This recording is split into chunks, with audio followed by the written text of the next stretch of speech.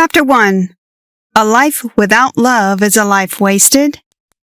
Bell Hooks realized from a very young age that she was loved. For as long as she can remember, she understood the fact that life isn't worth it for someone who doesn't know love. This was further reinforced when the love in her life suddenly turned sour. For a reason she still doesn't understand, Bell Hooks was subjected to emotional abuse as her childhood progressed. The lack of love made her realize that without love, it's not possible to feel cherished or special. When we love, we can let our hearts speak. Bell Hooks.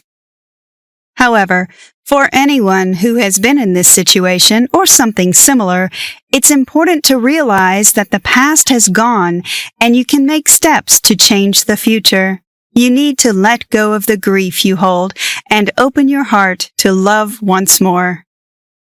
Love isn't always given freely or consistently, but everyone deserves to be loved and cherished. Chapter 2. Young people today are afraid to love. If you look at TV shows and movies these days, even the music we listen to, you'll see a changing theme.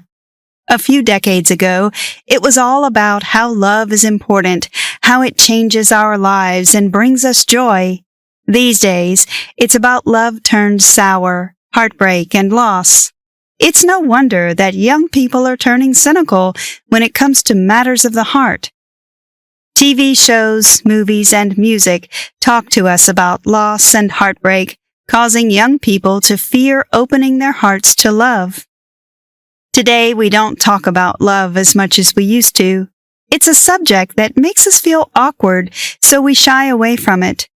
We're afraid that we will never find love in the middle of all the heartbreak in the world, so we turn our heads away from it instead. Hooks talks about her experiences when traveling around and conducting lectures. She finds that young people in particular think that love is for the weak, the hopelessly romantic, or even the naive. Young people have conditioned themselves to be cynical about love. We are scared to love because we understand how much it hurts when we lose the ones we love. However, without love, life is pretty meaningless. It's important to reassess your relationship with love and be a little more positive. Did you know? It is thought that the most common reason for fearing love is the fact that it makes you vulnerable and open to pain. Chapter 3. We need to define love in order to embrace it. Love is one of the most important things in life, yet when we talk about it, we blush and become awkward. Hooks questions whether this is because we don't have a firm definition of what love is. If we did, perhaps we wouldn't have so much trouble embracing love because the whole situation wouldn't be so confusing. We use the word love very freely, but we don't have a definition of what it means. Understanding the definition makes the mystery clearer. Throughout her research, Hooks stumbled upon what she considers to be the best definition of love by Scott Peck in The Road Less Traveled. In this, Peck defined love as the will to extend oneself for the purpose of nurturing one's own or another's spiritual growth. Love is as love does. Love is an act of will, namely, both an intention and an action. Will also implies choice. We do not have to love, we choose to love. We throw the word love around in such a random and sloppy way, but by looking at that particular definition, we can easily see that abuse and love cannot live together in harmony. If love is a choice, so is abuse. In that case, how can they coexist? When we define love, we realize that love and abuse cannot coexist. Many people stay in abusive relationships, assuming that love is ingrained in there somewhere. This is damaging on so many levels, but by defining love, we clearly understand that abuse does not link together with love. Chapter 4. Dysfunctional love in childhood damages a person for life. Our first experience of love arises in childhood. We learn everything we know about love from our earliest years. When children experience separation and abuse in their childhood, it damages the part of the brain which is responsible for connections with other humans. This is hard to recover from. When children are abused in childhood, it damages the part of their brain which allows them to develop close connections with others. Not every child has a loving upbringing. However, Hooks explores the idea that if we are going to work towards being a more loving and accepting society, we need to throw out the idea that you can behave in an abusive way but still love. Even TV shows and movies show this. Hooks identifies the popular Home Alone movies as a prime example.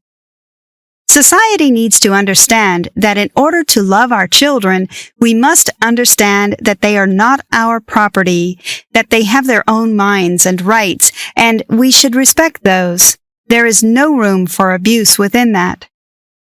Did you know? It is thought that around 678,000 children were abused or neglected in 2018 in the USA alone. Chapter 5. Love yourself before anyone else. The foundation of loving someone else comes from loving yourself first. This involves laying some groundwork.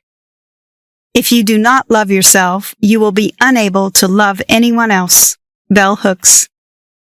Most of us believe that we're not lovable in some way. However, we're not born with the understanding of how to love. We are born to respond to someone who shows us a degree of care. That includes when you show yourself that amount of care. Put simply, we need to learn to love ourselves in order to have the right mindset to love anyone else. Most people have low self-esteem, making it hard for them to love anyone else when they don't love themselves. Hooks talks about the 6 pillars of self-esteem by Nathaniel Branden. Within this book, Branden talks about why self-esteem is so vitally important. This includes living in a conscious manner, using self-acceptance, self-responsibility, assertiveness, purpose, and practicing personal integrity. Until we learn to live in this way, we will never be able to feel the true force of love for another person when both giving and receiving. Chapter 6. A materialistic society has eroded away at love. Modern society is focused on materialistic gains. We all want the latest cell phone. We want to own the best car and the fanciest clothes. This materialism is destroying love. The fading away of greed and hatred is the foundation for liberation. Liberation is the sure heart's release, an understanding of the truth so powerful that there is no turning back from it. Sharon Salzberg. Living a materialistic life creates narcissism. When this is on a society-wide scale, the effects increase drastically. This isn't a society in which love can grow and flourish. We need to take ourselves back to simply experiencing life rather than needing to own things to make us happy. We need to resist greed and do things out of care and love, respecting ourselves and one another. Materialism creates narcissism. There is no space for love in a narcissistic society. Chapter 7. We have lost sight of the importance of community. For as long as humanity has existed, there has been a need for community. This ensures survival, avoids isolation, and helps develop connections and ultimately, love. However, we have lost sight of the importance of community, and more people are living in isolation. We need to reestablish communities rather than being tempted to live in isolation. Communities ensure survival and happiness. A community is a group of people who live in close proximity to one another, communicate with each other in an honest way, and are committed to one another in some way, be it through family or friendship. We are all born into some kind of community, but over time, this seems to disappear. Hooks herself highlights the importance of community in her own childhood.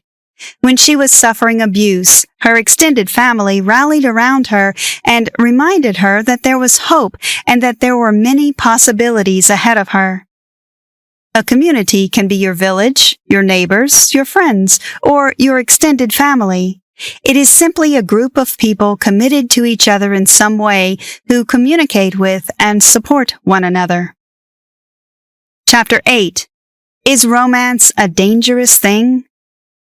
The idea of romance can be enticing, but is it true love? Most of us search for romance. We want that feeling of being swept off our feet. We want to feel rescued or redeemed, but the truth is that you can only rescue and redeem yourself. Most of us want to experience romantic love, but it has the power to cloud your judgment and take away the power of choice. Hooks mentions The Bluest Eye by Toni Morrison. Within this book, romantic love is mentioned as one of the most destructive ideas in the history of human thought. Romance has the power to overwhelm and takes away your power and reasonable thought.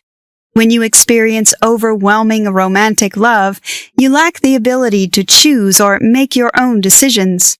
It's far better to have rational thought and be able to take a step back, examining a potential partner to ensure that they are everything you want and need and that you can give them what they need too. When romance takes over, it's hard to do that.